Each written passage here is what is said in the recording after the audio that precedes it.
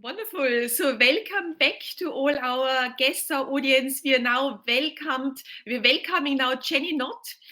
Jenny is the non-executive director of the British Business Bank, a board member, former CEO of Standard, and a very experienced financial expert in the most senior roles in our industry. So Jenny, I am excited to have you with me today. And I wanted us to first maybe to talk about yourself, to introduce yourself in more detail and share what the British Business Bank does.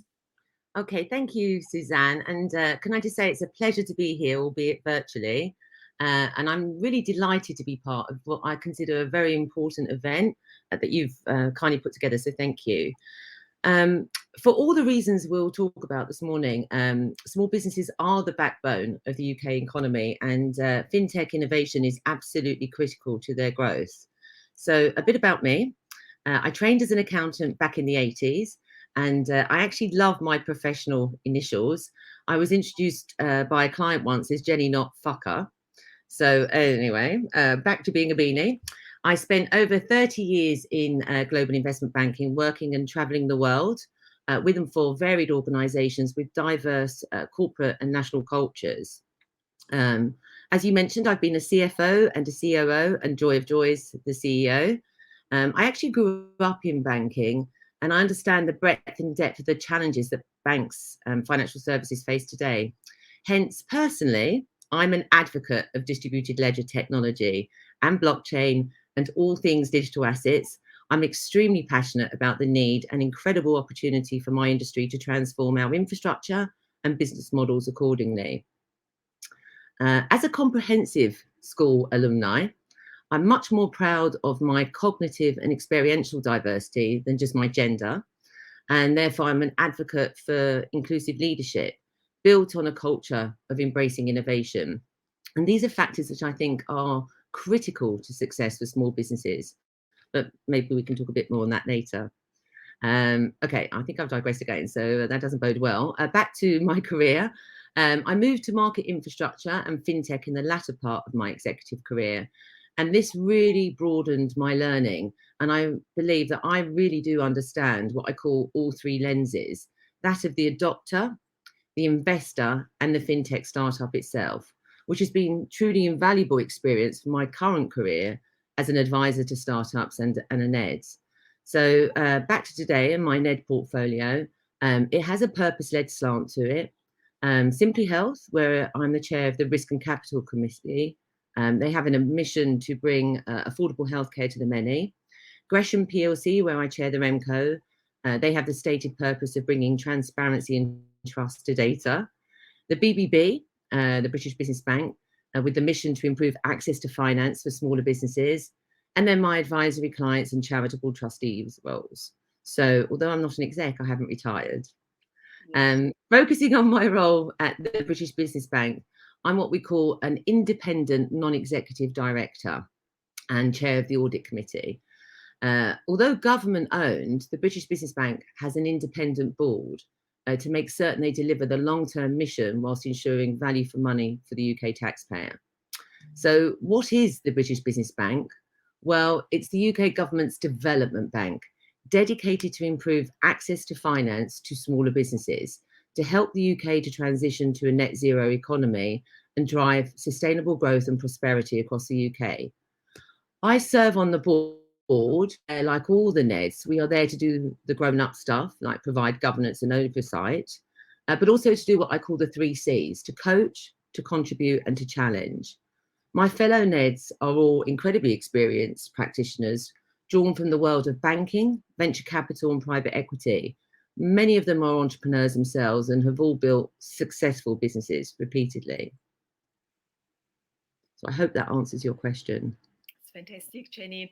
And Jenny, you of course have advised, as you just said, many companies. What would be your 3 top tips? When you think about what should companies do to grow successfully, and what are the worst mistakes you've seen? Yeah. Okay, so I think let's start with the top 3 tips. Firstly, You can think what you're building is what's needed or wanted, but actually you do need to find out. You need to validate and challenge and cross-check, double-check, triple-check.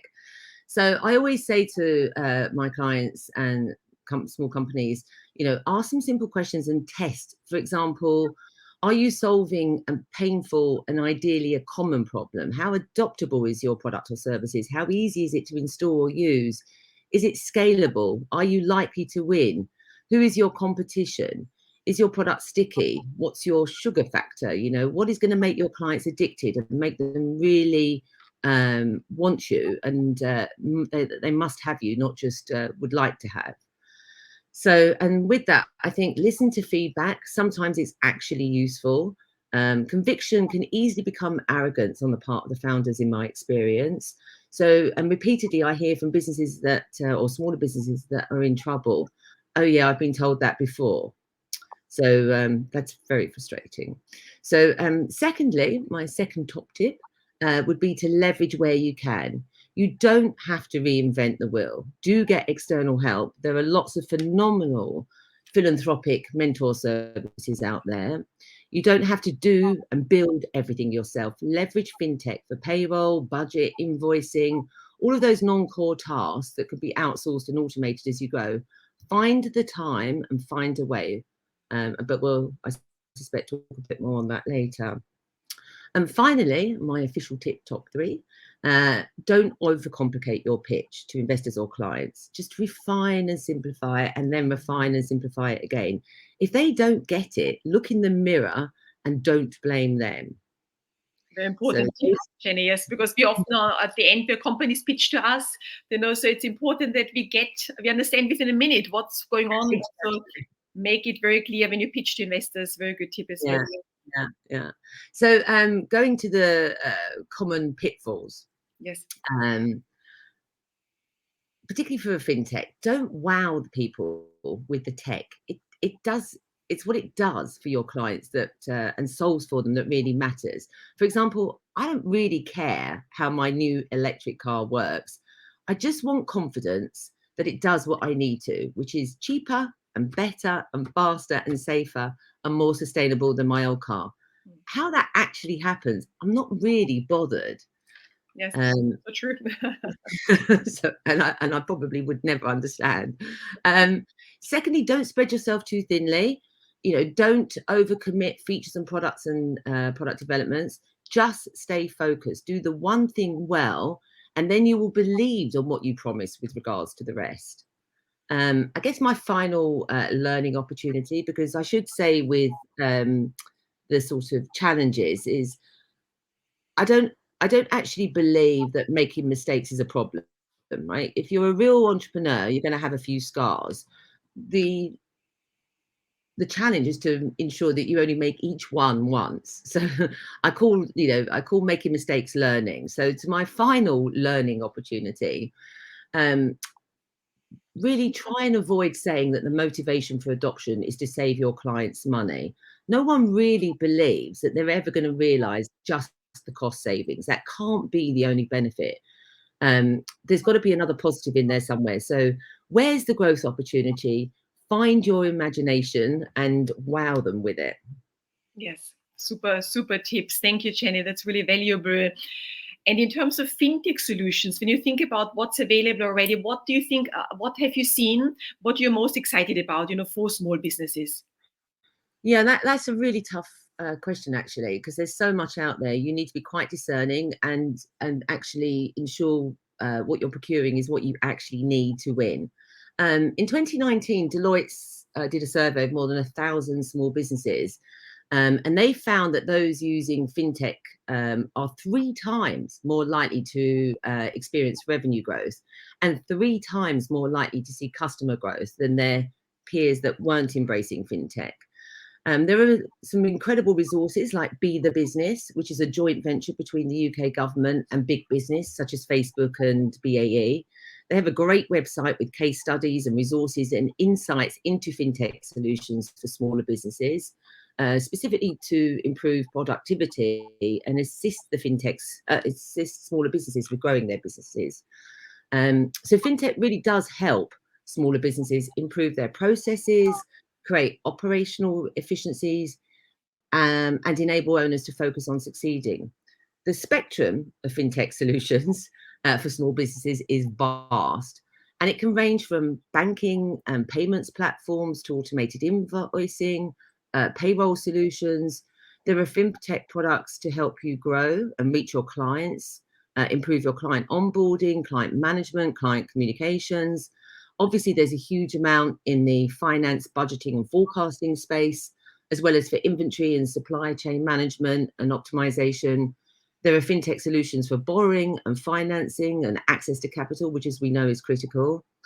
Another survey, this time Ernst & Young, again focusing on smaller businesses, found that 25% were fintech adopters, which they consider to be extremely high, and that number is ever increasing. This is just a short illustration. I mean, I think if you name it, there's a fintech solution out there. You don't have to be a digital guru, but you do need to do your homework. I always advise, ask your peers and use the resources that are free and available, like Be the Business.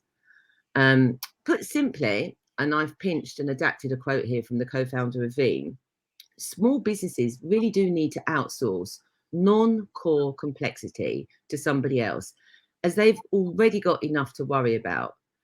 They must do and must have a need for fintech to help smaller businesses. It's there. It's really there.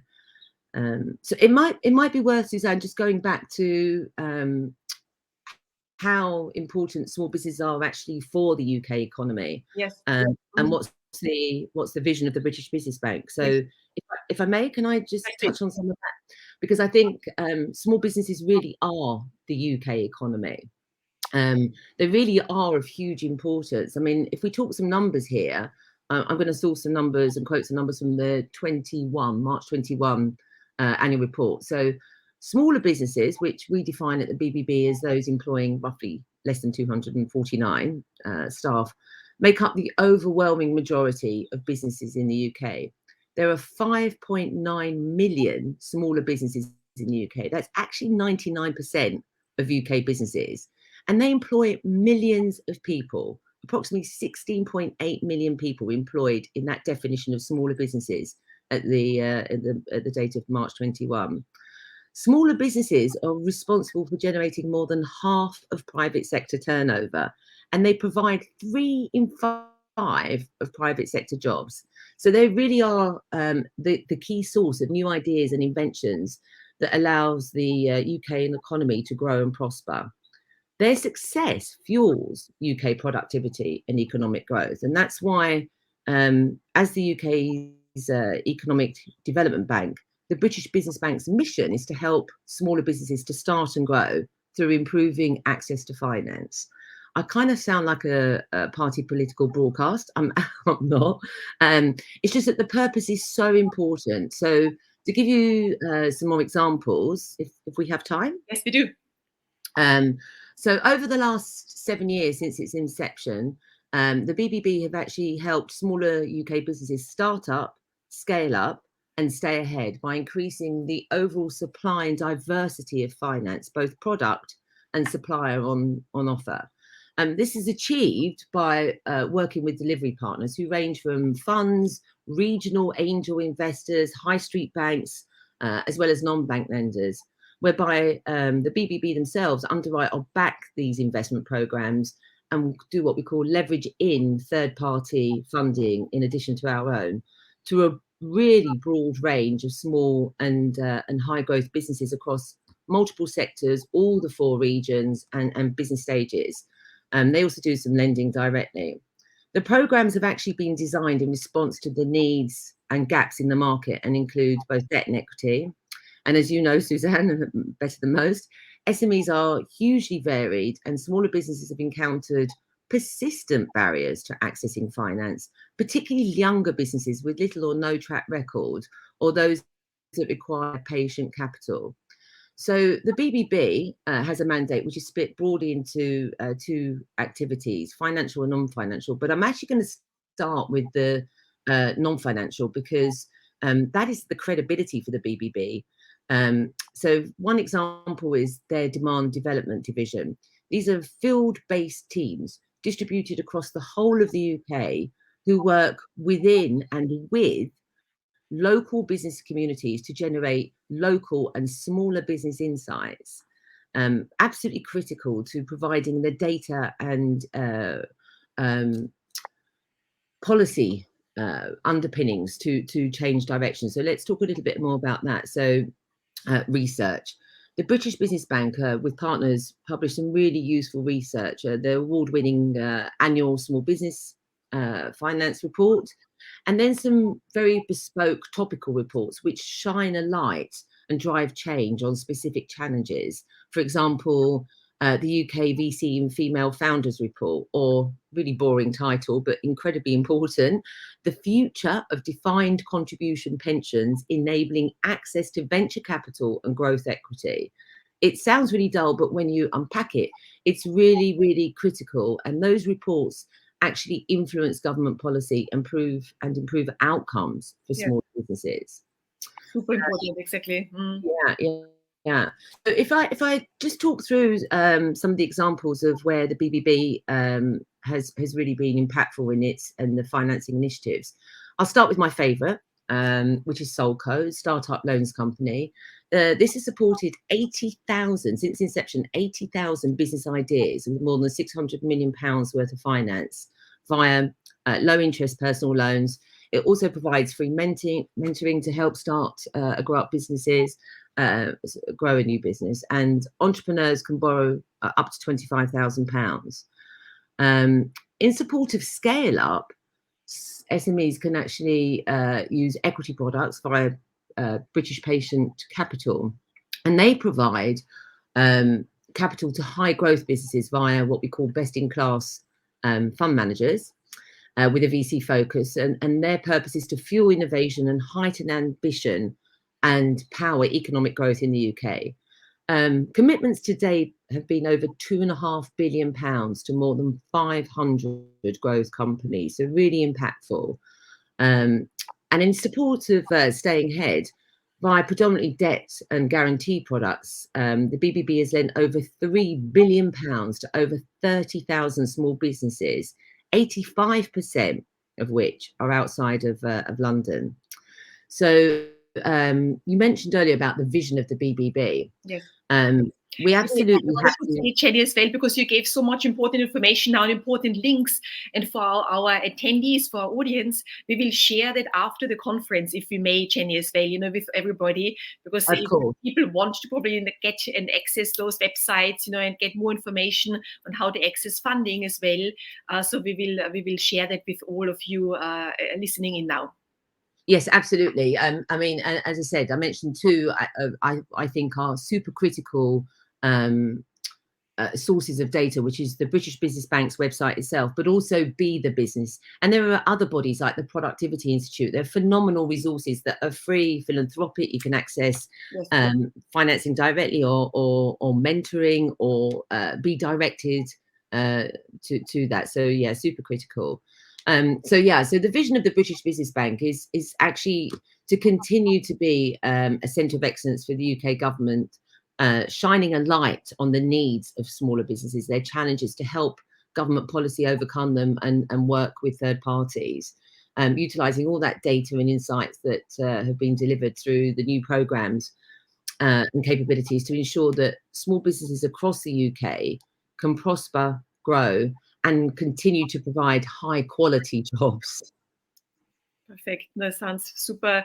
I mean, a very important resources, and it's such a great organization, luckily helping us all, and all small businesses here in the UK, and also supporting the government's policy making, which is really critical. Jenny, to come into our last question, we only have got 1 minute left, but I wanted to understand from you, how do you see the future? Hopefully we're getting out of Corona now, after the COVID pandemic is hopefully over very soon. So what is your perspective now? What's the future will hold for us? Well, I think COVID has been a horrible period in our lives, but some good has resulted, and it's quite important to acknowledge that, because it's what really matters. So, for example, the health and well-being of friends and families, neighbours and colleagues matters. The health and well-being of our planet matters. And so COVID has provided this opportunity for a renewed focus on the environment and sustainability, and ESG is front of mind for investors. It's a must-have and it's a must-do. COVID drove, Susanne, as you know, the need for accelerated adoption of a broad variety of technologies, and we've leapfrogged excitingly and embraced lots of digital services and apps for payments, for shopping, for our GP, to do our jobs, to communicate, to grow. So COVID has provided a renewed focus on smaller businesses as well, local businesses, technology-enabled and dependent businesses. So you are right, Susanne. We are hopefully coming out of this COVID era, and we now need to recognise and acknowledge that our smaller businesses are really the backbone to our local communities and economy, and they must thrive and survive. By way of example, one of my clients, VisoPay, are all about effortless sustainability. They're a fintech platform enabling smaller businesses to offset carbon with every payment and help retailers increase client retention and market share and revenue. And they support local communities through a loyalty app and allow businesses to grow, to know their customers. All of this whilst certifying carbon removal using government-backed data to calculate CO2 emissions. And the reason I use those guys and VisoPay as an example is because this is bringing together everything that matters in this 21st century post-COVID fintech in action era that we find ourselves in, where fintech is there to support our smaller businesses, but to grow sustainably. Yes, exactly. That's the big goal now. Jenny, thank you so much for joining us today. It was lovely to have you and be with us at this important conference. And we really appreciate all your input and your thoughts and sharing your expertise. So thank you very much, Jenny. My absolute pleasure, and best of luck for this day. I think it's super critical. So thanks, Susanne. Yes, thank you so much. And now I would like to invite our attendees to our next session. We are now moving to one fintech company who will share with you all how to access funding. So the key topic probably on lots of people's minds. So we end this session. We start with our new speaker in a second.